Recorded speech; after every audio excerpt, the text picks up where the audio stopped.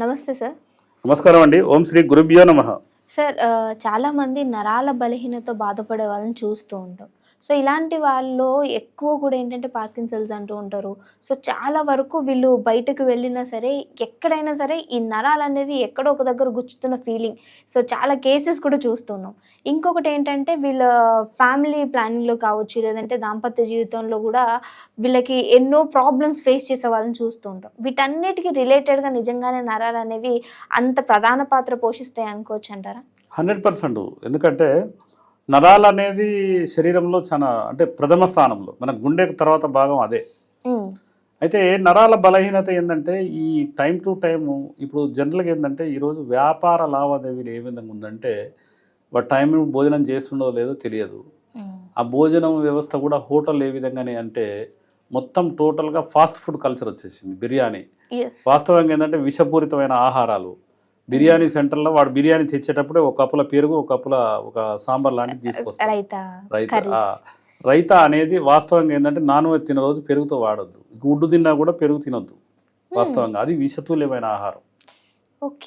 చింతపండు అనేది రెగ్యులర్గా వాడొద్దు. అది మెడికేటెడ్. వాస్తవంగా అది ఏంటంటే 2 గ్లాసులు శనివారం నైట్ పిల్లలకు పెద్దలకు తాపేది చింతపండు అనేది మార్నింగ్ మోషన్స్ అవుతానికి.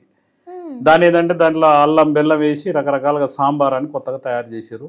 అది కంటిన్యూ అవుతుంది. ప్రతిరోజు సాంబార్ లేని ఇల్లు లేదు. అసలు వాస్తవంగా ఏంటంటే చింతపండు 4 రోజులు బంద్ చేసి మోకాలు నొప్పులు పోతాయి. చింతపండు అంటే ఇవన్నీ ఏంటంటే చెప్పేవాళ్ళు లేరు, వినేవాళ్ళు లేరు. బయట ఏంటంటే ఫాస్ట్ ఫుడ్ వాడు ఏమి వేస్తాడో ఏమో అది నరాల మీద ఎఫెక్ట్ పడుతుంది. రకరకాలుగా నరాల బలహీనత వస్తే దాంపత్య అంటే సెక్సువల్ ప్రాబ్లం పడ్డట్టే. అసలు వాస్తవంగా ఏంటంటే శరీరంలో D3 విటమిన్ సూర్యోదయం ద్వారా అనేక B2 విటమిన్ ఇట్లాంటి కొన్ని వందల విటమిన్లు ఉన్నాయి. అంటే ఒక్కొక్క దానికి ఒక్కొక్కటి యాడ మెడిసిన్ వాడతాం మనం. అప్పుడే నరాల బలహీనత వచ్చిన వాళ్ళకు చాలా సైడ్ ఎఫెక్ట్లు ఉంటాయి. కాబట్టి ఏంటంటే నరాల బలహీనతకు ఒక అద్భుతమైన పరిష్కారం ఏంటంటే ఆయుర్వేదంలో మీకు ఒక 5 రకాల మొక్కల వేర్లు చూపెడతా తల్లి. ఇది ఏంటంటే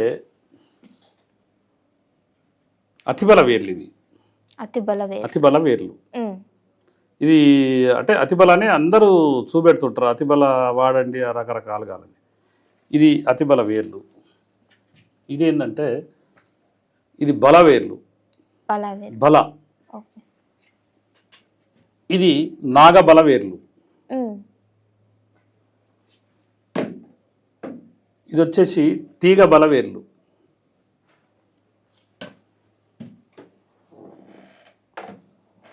ఇది వచ్చేసి మహాబలవేర్లు. వాస్తవంగా మీరు యూట్యూబ్ చరిత్రలో ఎక్కడైనా చూడండి, రెండు బలాల గురించి మాట్లాడితే వాళ్ళు ఎక్కువ, 3 బలాల వేర్లు తెస్తే మా ఎక్కువ. అసలు వాస్తవంగా ఏంటంటే దీంట్లో 27 రకాలు ఉన్నాయట. ఇంకా సర్చింగ్లో ఉన్నాం మేము. 27 రకాలు. బల, అతిబల, నాగబల, తీగబల, మహాబల. ఈరోజు 5 మీ స్టూడియోలో చూపెడుతున్నా. విత్ ఇన్ 6 monthsలో నేను 20 చూపెడతాను మీకు. అంటే తమిళనాడు ప్రాంతంలో కొంతమంది మిత్రులు మేము ఇది వాడుతున్నాం, మా దగ్గర విస్తరాంగం ఉంది. లేకపోతే త్రిపుర ఒక రాణి అని ఒక అమ్మాయి ఉంది. వాళ్ళు భార్యాభర్తలు డాక్టర్లు సేమ్ నాలాగానే వైద్యం చేస్తారు. వాళ్ళు కూడా కొన్ని బలాకు సంబంధించి మా దగ్గర 6 వాడతాము, నువ్వు చెప్పేవి కాదు బాబాజీ అంటారు. అయితే ఈ విధంగా ఏంటంటే మేము కోఆర్డినేషన్ చేసుకుంటాం వేరే స్టేట్లో ఉన్న వాళ్ళందరినీ. ఇప్పుడు త్రిపురాల, నాగాలాండ్ అండ్ పంజాబ్, హర్యానా. నాకేంటంటే నాకు ఒక అదృష్టం ఏంటంటే మా గురువు గారి యొక్క 6 పిల్లలు, 6 బిడ్డలు, కొడుకులు లేరు ఆయనకు. ఈ 6గురికి కూడా ఒక్కొక్కరికి మినిమం 5 to 6 members పిల్లలు, 3 ఆడోళ్ళు 3 మగోళ్ళు, యావరేజ్ 6. వీళ్ళు ప్రతి స్టేట్లో విస్తరించున్నారు అనమాట. ఒక అమ్మాయి త్రిపురాలో ఇచ్చినాం, ఒక అమ్మాయి నాగాలాండ్ ఇచ్చినాం. అంటే అక్కడ ఏంటంటే హిందీ అనేది దర్లంగా మాట్లాడతాం. అంటే ఏ లాంగ్వేజ్ అయినా కూడా వాళ్ళు మాట్లాడే ఇప్పుడు ఒరిస్సా ఉందనుకోండి, ఒడిస్సా అది మాట్లాడుతుంటే అప్పుడు హిందీ మాట్లాడతారు. కాబట్టి ఇవన్నీ సేకరణ అనేది, మూలిక సేకరణ అనేది వెరీ ఇంపార్టెంట్. మా దగ్గరికి అయితే చాలామంది ఆయుర్వేద వైద్యులు వచ్చి నేను చేగొండి మొక్క పక్షవాతంది లేకపోతే నేలదంతి మొక్క అని చెప్తే, నేలదంతి మొక్క ఏడుంది ప్రపంచంలో లేదు, అసలు ఈ నువ్వు చేగొండి ఏదో తప్పు చెప్తున్నావు అన్న ఉద్దేశంతో 2 క్వింటాలు 3 క్వింటాలు ఏడుంటుంది నీ దగ్గర అంటే మా దగ్గర రాశులు పోసి ఉంటుంది. అయితే వీళ్ళందరూ ఏంటంటే ఈ మూలిక సేకరణ అనేది జరగదు. చెప్పినయే 10 మొక్కలు చెప్తా ఉంటారు. మళ్ళా 450 సంవత్సరాల నుంచి మేము వైద్యం చేస్తున్నాం మా కుటుంబంలో అంటారు. వాళ్ళు రకరకాల కంపెనీల బాటిల్ తెచ్చి అమ్ముతారు. అంటే కంపెనీలు అంటే సిరప్లు, కంపెనీలో ట్యాబ్లెట్లు.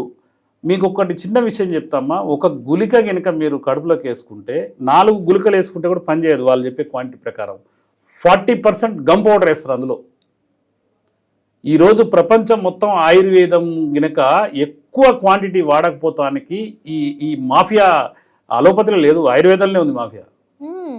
ఇప్పుడు మీరు త్రిఫల అనేది మీరు బయట కొంటే అన్నీ వాటి గింజలతో సహా అందులో వేస్తారు. మా దగ్గర ఏంటంటే గింజలు తీసి కరక్కాయ ఎక్కువ రోజులు నిల్వ ఉంచి, పానకాయ ఉసిరికాయ తక్కువ రోజులు నిల్వ ఉన్నాయి కలిపి 1:2:4 అని తయారు చేసి దాన్ని కూడా ఎట్లా వాడాలో ఇప్పుడు రకరకాలుగా, అంటే ఇది ఎవ్వరు పట్టించుకోరు. కాబట్టి మేము ఏం చేస్తామంటే ఈ నరాల బలహీనత ఉన్న వాళ్ళకు అంటే ఈ మూలికలు ఏ విధంగా ఈ 5 రకాల మూలికలు ఇప్పుడు మీకు చూపెట్టిన ఈ మూలికలు ఉన్నాయి అనుకోండి, వీటిని ఏం చేస్తామంటే చిన్న చిన్న ముక్కలుగా కట్ చేసి ఆవు పాలు ఒక గిన్నెలో పోసి పైన బట్ట కట్టి ఈ అన్ని దాని మీద వేస్తాం. వేసి పాలు మంట పెడితే పాల ఆవిరితో ఉడకబెడతాం. అంత క్వాలిటీగా తయారు చేస్తాం. అంటే జనరల్గా ఏంటంటే ఇప్పుడు ఎగ్జాంపుల్ ప్రాబ్లమే ఉంది. ఈ 5 బలాల చూర్ణం ఇస్తే ఎక్సలెంట్గా ఉంటుంది పాలల్లో కలుపుకొని తాగితే. చాలా మంది రకరకాలుగా అంటే వేరే ఉత్పాదనలను చూపెట్టి అంటుంటారు, శిలాజిత్ అంటారు. నరాల బలహీనత, మనిషితో స్టెమినా. ఇప్పుడు గుండె ఆరోగ్యంగా ఉండి లివరు, ప్యాంక్రియాస్, అంటే బోను స్ట్రెంతేను, కండరాల నొప్పులు లేకుండా ఉండి అన్ని రకాల వాత వ్యాధులు లేకుండా ఉంటే శరీరంలో మనిషి ఎప్పుడు యువకుడే. ఇప్పుడు 60 సంవత్సరాలు, 70 సంవత్సరాలు, 80 సంవత్సరాలు, 90 సంవత్సరాలు సంభవంలో పాల్గొన్న వాళ్ళు ఉన్నారు. అంటే వాళ్ళ శరీర తత్వాలను బట్టే. ఈ రోజు ఏంటంటే మాఫియా ఏంటంటే ఒక డబ్బా చూపెడతారు, ఇది ఉదయం 2 సాయంత్రం వాడండి, మీరు అసలు గుర్రంలాగా పరిగెడతారా? తప్పు అది. బీపీ ఉండొద్దు, షుగర్ కంట్రోల్లో ఉండాలి. కంట్రోల్ అంటే మీనింగ్ ఏంటంటే ఇంగ్లీష్ మంది చేసి కంట్రోల్ కాదు. ఇప్పుడు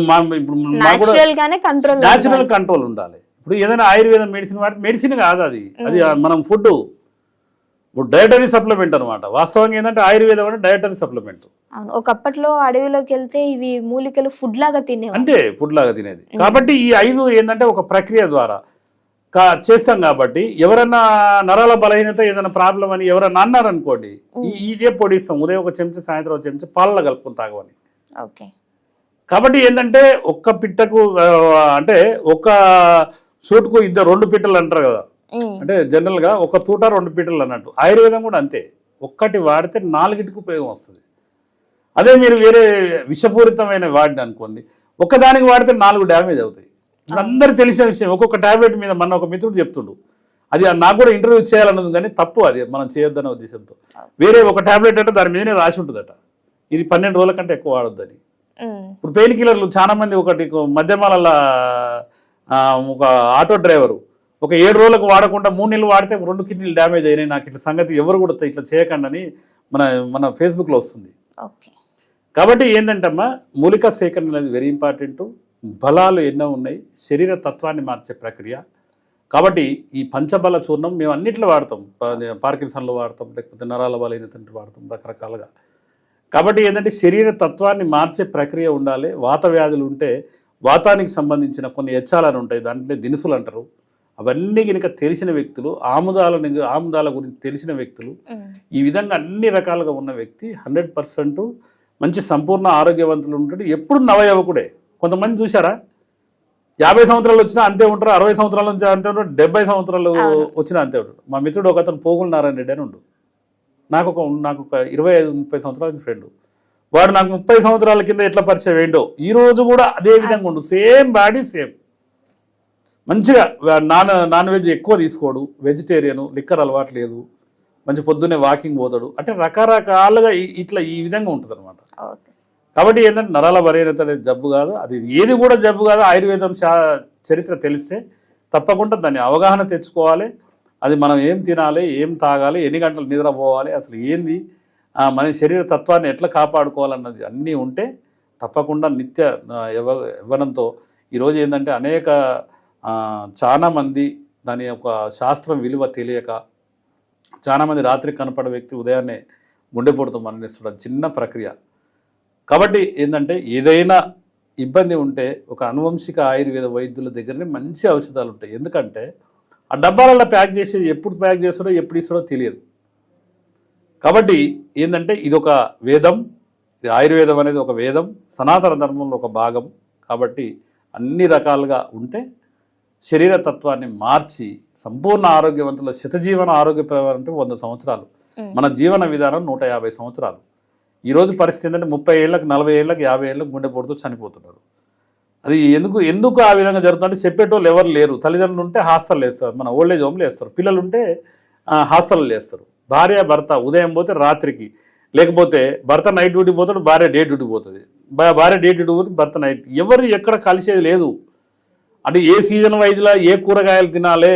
ఇప్పుడు వినాయక చవితి జరిగితే దాంట్లో పత్రి అని అనేక రకాలుగా అక్కడ పెట్టి వాడాలనేది ఉంటుంది. లేకపోతే ఎల్లమ్మ పండగ చేస్తే ఒక పసుపు అనేది, ఒక వేపాకు ఏ విధంగా ఈ విధంగా వాడితే ఈ విధంగా మంచిదని మనకు ఆ వేదాలలో చెప్పినాయి. ఇవన్నీ దేవుడు ఇండో లేడో అది తర్వాత సెకండరీ పార్ట్. కాబట్టి ఏంటంటే మన జీవన విధానాన్ని నేర్పే ప్రక్రియ అది అని అనుకోవాలి మనం. కాబట్టి తప్పకుండా మనం ఆ ప్రక్రియని కనుక ఆయుర్వేద ప్రక్రియని అవలంబిస్తే 100కి 100% సంపూర్ణ ఆరోగ్యవంతుడిగా జీవిస్తాడు. మేము ఎన్నో రకాలుగా చెప్తుంటాం అనమాట. ఓకే అండి, ధన్యవాదాలు.